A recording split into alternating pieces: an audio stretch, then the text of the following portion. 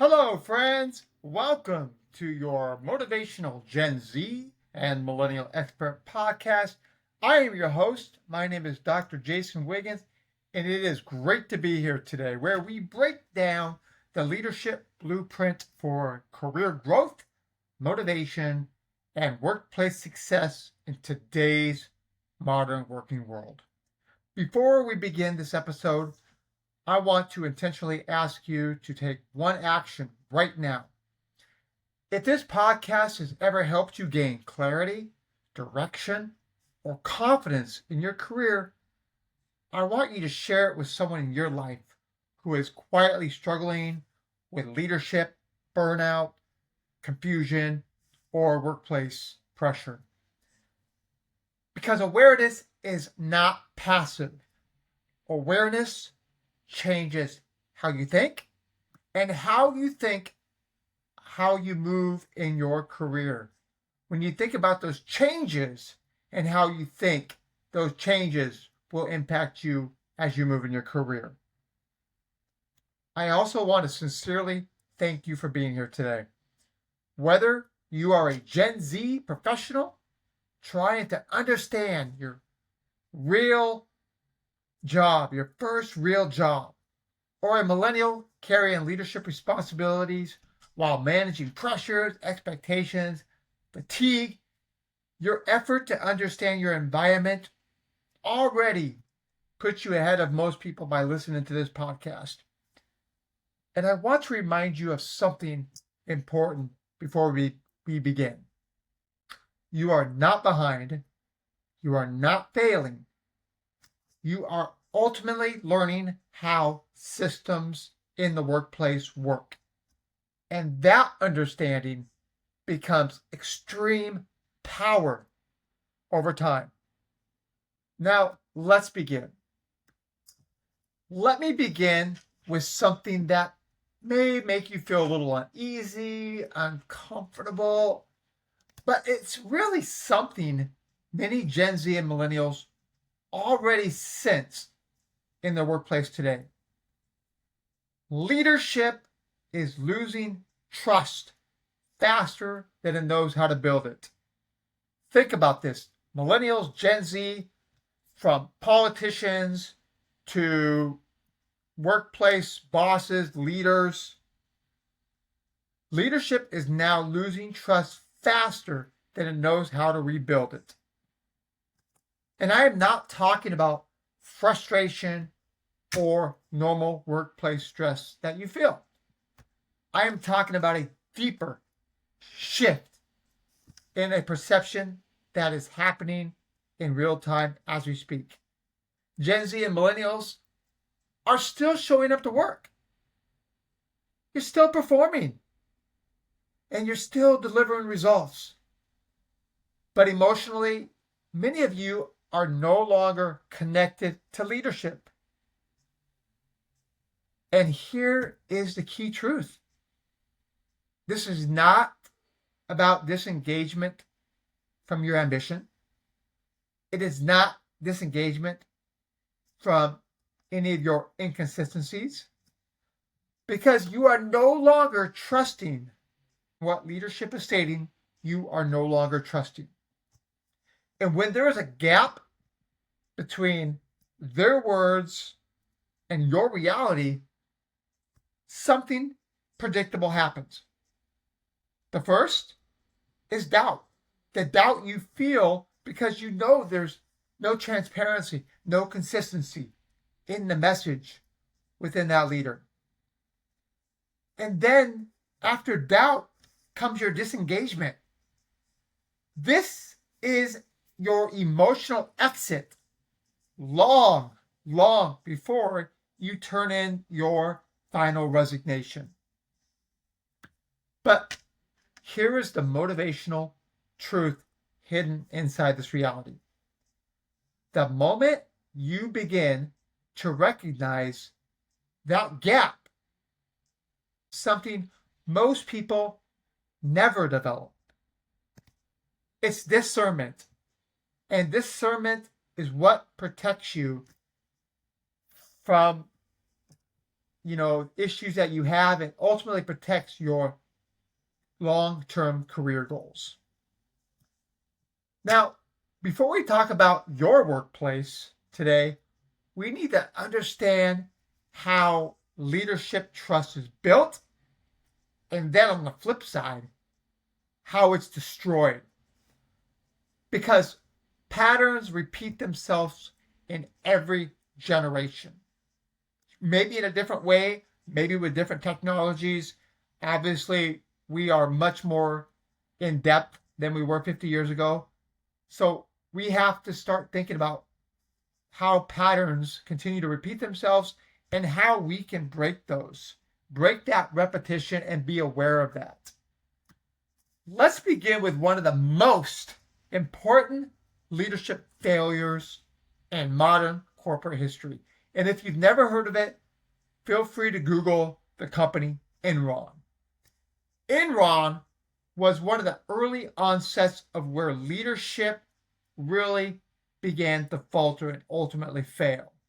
It was seen as one of the most innovative, successful companies in America. From the outside, everything looked powerful, stable, and unstoppable. Executives were praised. Growth was celebrated throughout.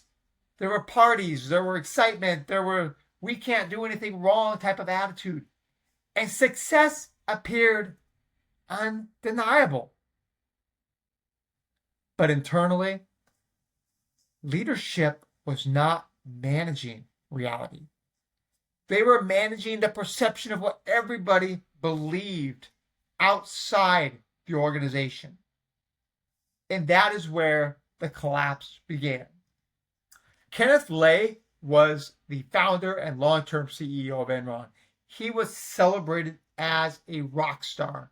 He was respected in the corporate and the political circles and was seen as a symbol of stability and credibility. Ultimately, his leadership failure was not ignorance. It was the tolerance of deception. He allowed a culture to grow where image became more important than the truth. Even when internal warnings increased, he continued projecting confidence externally. His leadership failure was simple but critical. He chose to protect reputation instead of correcting reality. And when leadership protects image over truth, problems do not dissipate. They do not disappear. They compound silently until an unavoidable collapse occurs. So Enron did not collapse because people lacked leadership. It collapsed because leadership removed the truth from safety. And when truth is unsafe, it disappears. And when truth disappears, inside leadership, reality then collapses next. But here is the underlying motivation when you look at what happened to Enron. You learn about what happened and realize that it was such a fault in leadership. When you learn to recognize environments where truth is unsafe, you develop one of the most powerful career skills possible. And that is awareness before involvement. And that skill protects you within your career, your future. It's about being aware of your surroundings. I always like to say that ignorance is not bliss. Ignorance doesn't protect you. You have to be aware of surrounding yourself with good people, good leaders, good employees, and developing and enhancing that leadership that is around you. But when you bring this into the real world about the failures in the workplace, because patterns are not history, they are still happening in different forms today. Every workplace has this type of person I'm going to describe. They have the reliable Gen Z or millennial employee. The one who solves problems, the one who works late, the one who carries emotional and the operation pressure when things fail. At first, this is rewarding.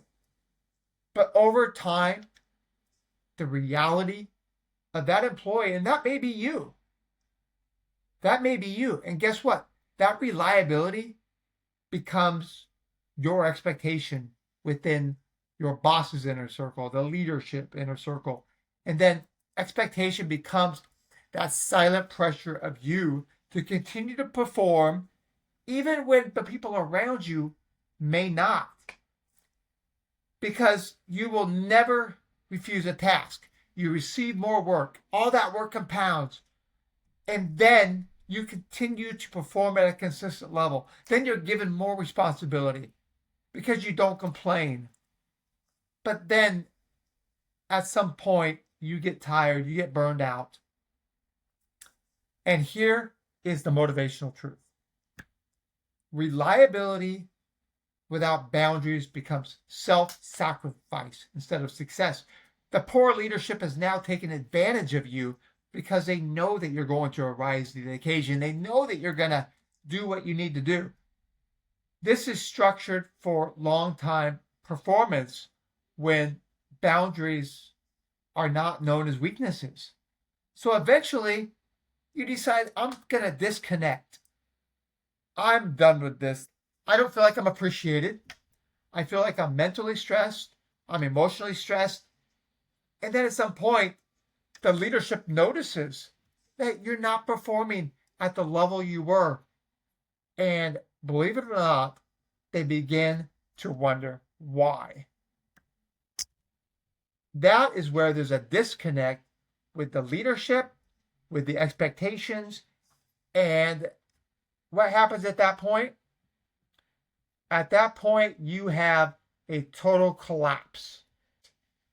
And by the time leadership notices that you're emotionally stressed, you've checked out, it's too late. It's too late. But that's why a good leader, a leader that understands the perception and doesn't ignore the safety balances that they should have in place to protect you from being overworked, to protect you from poor leadership. Now let's talk about what Gen Z and millennials are actively rejecting in today's workplace and why that rejection is actually a sign of intelligence and not resistance. Gen Z and millennials are no longer responding to performative culture because they are not judging culture based on words. You're not judging culture based on words. It's based on behavior under pressure. Culture is revealed when all the dynamics within your organization are tested, which includes workloads increasing, pressures rising. Leadership is forced to respond in real time. I like to share an example when teams communicate burnout clearly. First, they request support. They ask for change, but instead they receive gestures such as appreciation, events. They fix certain things. And while intention may be positive within the organization, the perception is misalignment. Because you are not asking for recognition. You're asking for change. You recognize that the difference is critical for long-term success. So that's why leadership needs to realize that for Gen Zs and millennials, for you to be successful out in the workplace as you grow your career, it's not about the workload. It's not about ultimately the recognition that you think you deserve. It is about awareness and being able to project positive aspects within your job. You want to share your experiences. You want to be a big part of the organization. You want to be empowered. These are some of the key components that successful career leaders want to be a part of. You might be at the beginning of your career or in the middle of your career, but I want to ask you this question. If you could change anything right now, if you could change anything within your leadership component or those that lead you and how they lead you, what would that be? Do you think it's a minor adjustment? Is it a transparency issue where maybe they're not being transparent about how you can be successful and how you can help and how they can be a better leader? Let's talk about that transparency and what actually builds trust. You are not unaware employees. Gen Z and millennials are not unaware employees. Actually, you're very aware of your surroundings. You've been on all social medias. You've been born with a computer in your paws or a laptop or an iPad in your hands, and you've had all of the media consumed within the time you've became aware. So I understand, and leaders should also understand, you are aware of everything that goes around you. You see patterns instantly. You're able to connect the dots. You can see when somebody is not being transparent. You detect that inconsistency of the message of how the organization is really coming across. And this is not a secret. And then you think about silently, what are they trying to pull over from me? What is the wool being pulled over my eyes? And that's where that message doesn't drive home what's truly important, what's truly focused. Are they focused only on top line growth, or are they focused on the employee? I've seen some great organizations that they are internally focused on the employee, even more so than the customers. Why? Because when you're focused on the employees, that will resonate where you will then impact your customers. You're going to be able to focus on what is. They understood what was important regarding how they treated their employees, how they treated their customers, and they understood the dynamics of developing a culture that really is successful, really is nurturing. And so for every company like Enron, there are companies like Southwest Airlines. There's companies like Google. If the communication does not match the reality of what's going on around you, then that trust is instantly broken. Because the internal question becomes very simple. Why are we not being told the truth? And that question becomes a turning point in every leadership relationship. And here's the truth behind that. Once you've learned to recognize the gaps early about the truth within the organization, you stop reacting emotionally and you start responding strategically. And that response will shift and change your entire career trajectory. So when you're able to focus on what's relative, what's real, the culture, the engagement, the surroundings of taking care of the people around you, that is where you find yourself at its very best. But here's the thing. How about a toxic culture? How is that embraced?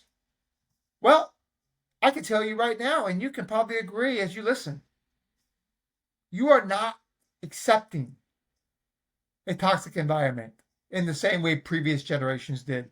The baby boomers, Generation X, they were rolling over for toxicity. As long as they received their paycheck, their weekly or biweekly or bi-monthly paycheck, they were happy. They were okay. But it's a different world out there. We've seen what's good, what's real, and we've seen what we want out of everything. The truth is, millennials, Gen Z, they're not embedded on the idea of becoming senior leaders because they're so much more important. They know they're going to be working for the next 60 years. You're like, wait a minute, I just started my career. I'm going to live longer and I'm going to be working for the next 60 years. So my focus is on doing something that I'm passionate about, I'm focused on, that's going to really provide me some sort of meaning. And I'm not going to put up with an environment that is toxic, where the culture does not embrace individual success. It's about separating everything, all the noise within that toxicity of that environment. Because once you determine, I'm done, I'm out, I cannot take a toxic culture, and you realize that poor leadership environment is not going to change, you are not stuck at being in that position. You are learning how you're going to be able to move forward. You're being refined. You're learning the standards of what that poor projection leadership is providing. And you're learning the boundaries. And you're learning what you will never accept again.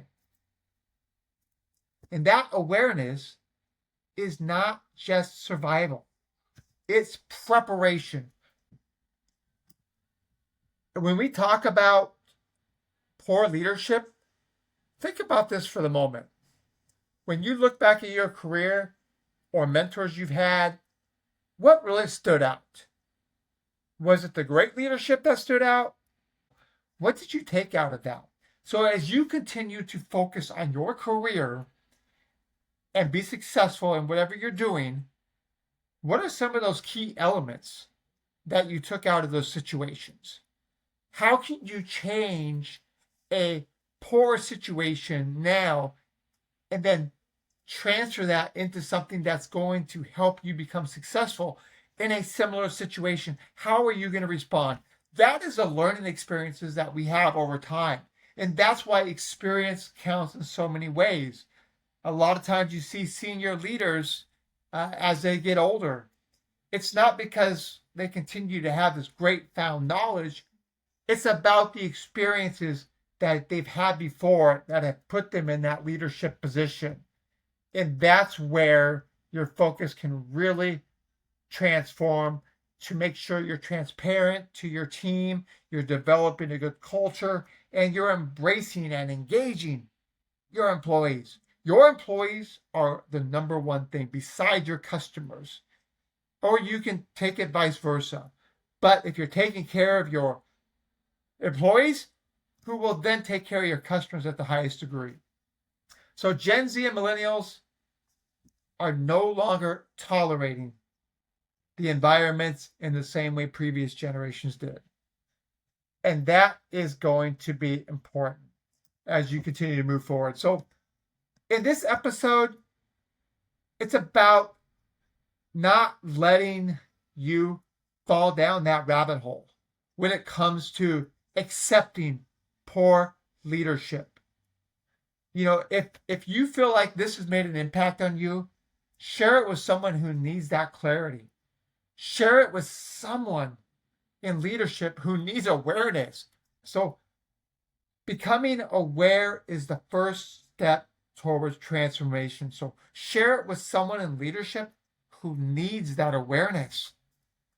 And if you are in leadership, pay attention to the silence of your workforce, because silence is not agreement. And if you take one thing from this entire episode, take this: trust is not optional anymore. It's not soft. It's not secondary. It is the foundation of leadership today. And once it breaks, everything else surrounding you, the organization, the leadership becomes temporary. I want to thank everybody for your continued support. We'll see you on the flip side. Bye bye.